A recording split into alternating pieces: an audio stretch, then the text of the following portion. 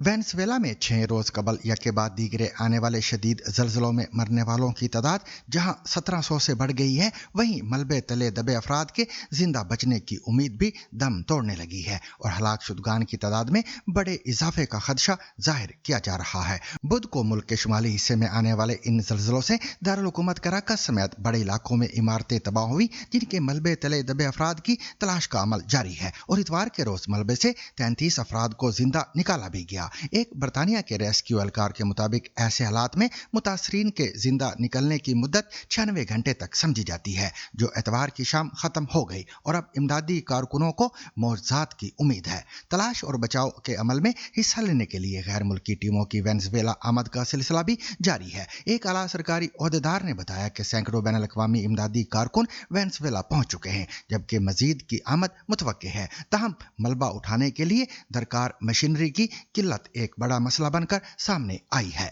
मजीद तफसील आलिया नाज़की से। काचिया लामार में जहां सबसे ज्यादा तबाही मची है, सुबह का वक्त है, लेकिन कोई मदद करने वाला नहीं है। हम इस इलाके में आसानी से पहुंच गए थे, लेकिन ऐसा लगता है कि रियासती इदारों को कोई जल्दी नहीं। इस तबाहशुदा इमारत में एक वफादार दोस्त अब भी इंतजार कर रहा है। रिश्तेदार उम्मीद लगाए बैठे हैं। इन खवातीन को पता है कि उनकी बहन मलबे तले दबी हुई है। जो बेघर हुए हैं उनके लिए एक और मुश्किल दिन का आगाज। विल्मर ने अपने 8 प्यारों को खो दिया है। इनमें से ज्यादातर अब भी अपने ही घरों के मलबे तले दबे हुए हैं।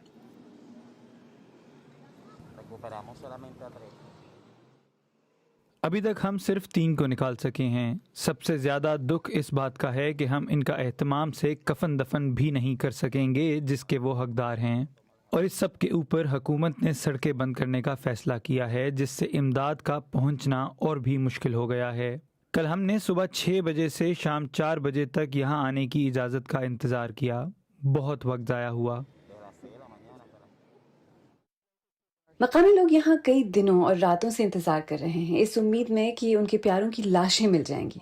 इस मलबे के ढेर पर इलाके के मजीद कुछ मकीन भी मौजूद हैं। एक शख्स ने इस तबाहशुदा मलबे के नीचे अपने वालिद की लाश को ढूंढ लिया है, मगर उसके पास उन्हें निकालने का कोई जरिया नहीं सिवाय अपने हाथों के। यहाँ सबसे ज्यादा चौंका देने वाली बात सिर्फ तबाही की शिद्दत नहीं, बल्कि बड़े पैमाने पर किसी भी सरकारी मदद का मुकम्मल फुकदान है।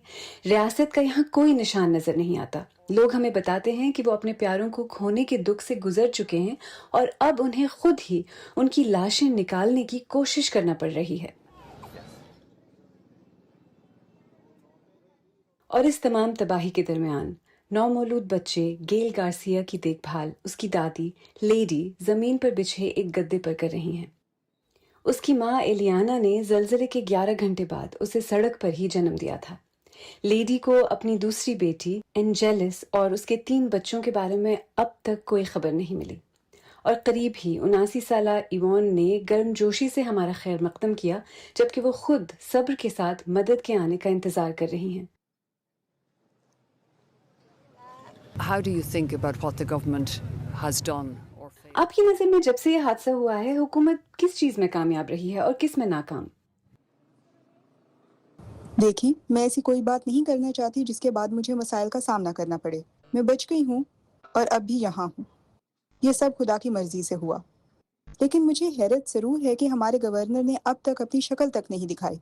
5 दिन हो चुके हैं। कल बाद में वेनेजुएला के नेशनल गार्ड के चंद एहलकार बहुत मामूली सी इमदाद लेकर पहुंचे, लेकिन इस बच्चे के लिए मदद वक्त पर पहुंच गई। इमदादी कारकुन मलबे के नीचे से निकाले गए इस कमजोर जिस्म को बड़ी एहतियात से उठाए हुए थे। इसके साथ उसके वालिद को भी निकाल लिया गया। ये दोनों जुमेरात से जिंदा मलबे तले दबे हुए थे।